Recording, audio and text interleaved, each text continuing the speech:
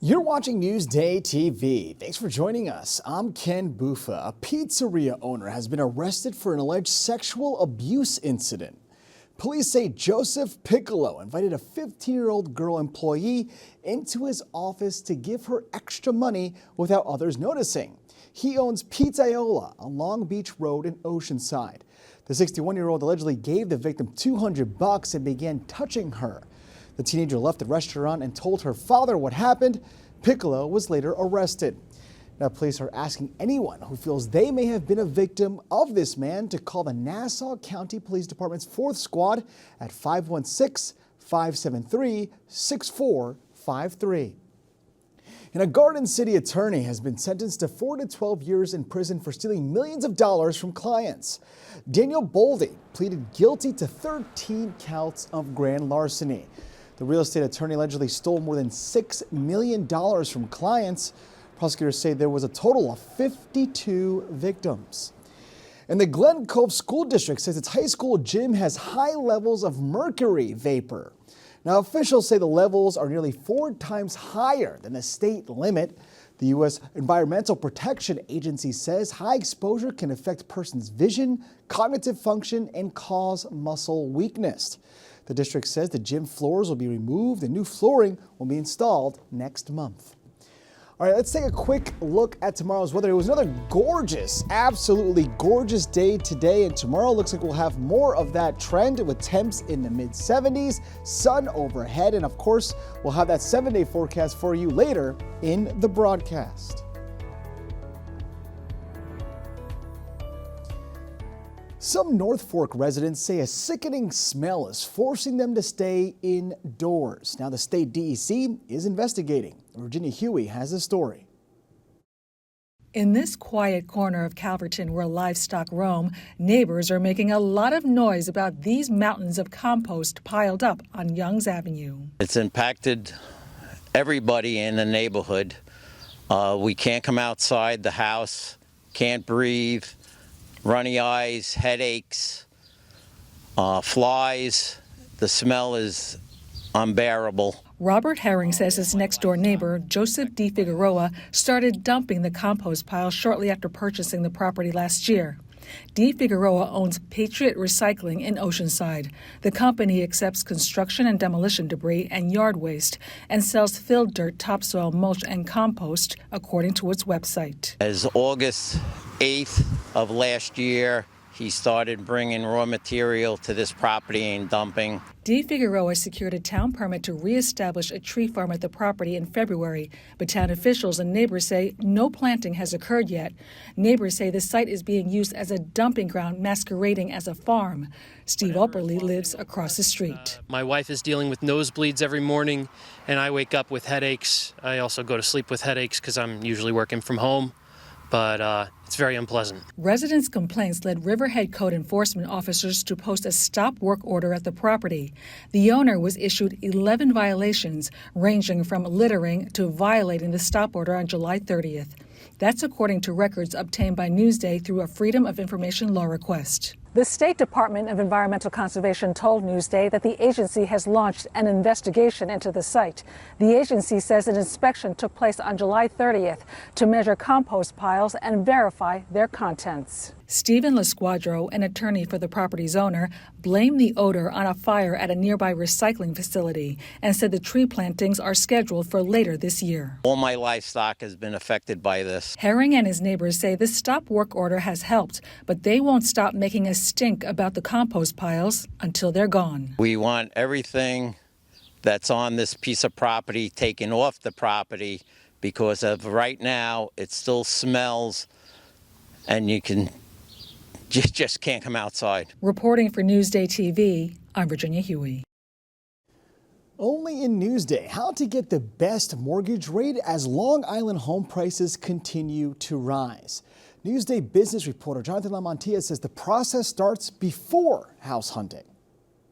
Different mortgage professionals and consumer finance experts that I talked to broke it down into a couple different steps, right? You need to kind of prepare your finances, and you might want to start months before you're actually looking for a house. You want to figure out the right loan type for you, and then you also want to potentially shop around for different lenders to figure out who's offering the best rates and what's the right fit for you. There's a few kind of key sort of like financial vital signs that lenders are going to look at that you're going to try to optimize when you're applying for a mortgage. One of those is obviously credit score, and so you're going to try to make sure you don't make any late payments, on things like your car, or there's also debt to income ratio, which is going to look at all the different debt payments that you have and compare that to what you're bringing in on a monthly basis on income. And often, one rule of thumb is about 36%. You want your debt to income ratio to be there or a little bit lower, and that'll just kind of vary based on your lender, what they're looking for. All right, it's a love story, and Taylor just said yes. Taylor Swift and Travis Kelce announced their engagement on social media today, saying your English teacher and your gym teacher are getting married. The couple has been together for 2 years. The proposal happened in a garden surrounded by flowers and greenery. There is also a close-up shot of the pop star's newest bling. The announcement post has gotten more than 17 million likes and counting. Congrats.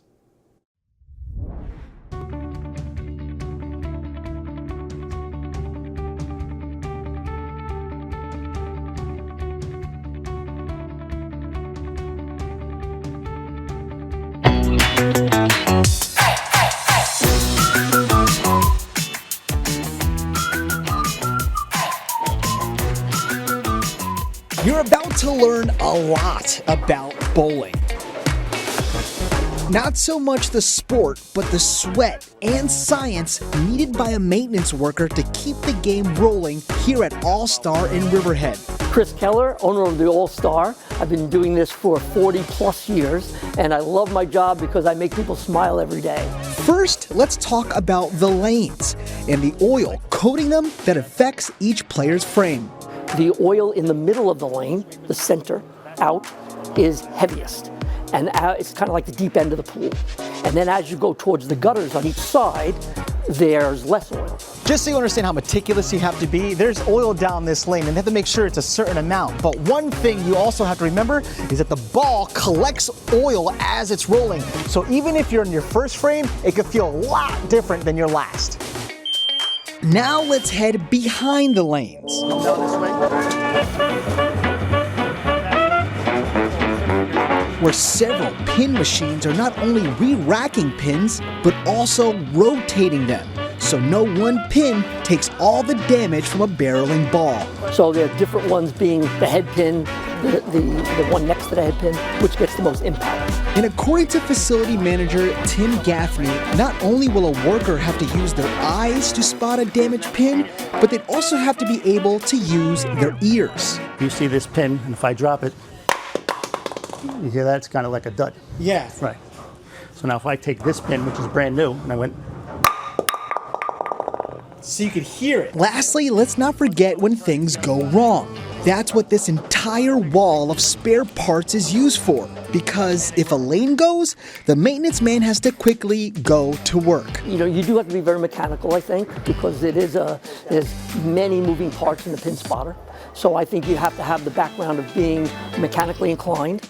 Keller says anyone looking to become a bowling maintenance man has to be more than just good at the game. But if they can stick it out, the game, the science, and the environment all make it worth it. The key thing is, I think all of us here are happy to do what we do because we bring a lot of smiles to people's faces. Ken Bufa, Newsday TV. All right, let's take a closer look at your 7-day forecast to see how long this gorgeous weather will last. And it looks like it's at least for a couple more days, Wednesday and Thursday. Friday, we do have some thunderstorms. Saturday, Sunday, Monday, we're back in it with temps in the high 70s. It's going to get cold at night, though. Temps will be in the 60s. So remember, just get through Friday and the rest of the week, we are coasting.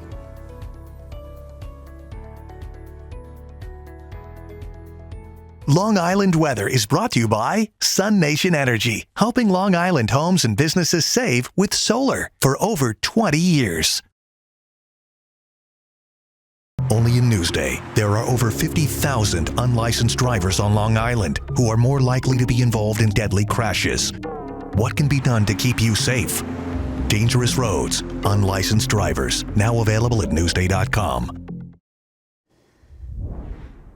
For more on the stories you've seen here today, head over to Newsday.com and click Get More under the Newsday TV video box. I'm Ken Buffa. More news coming up.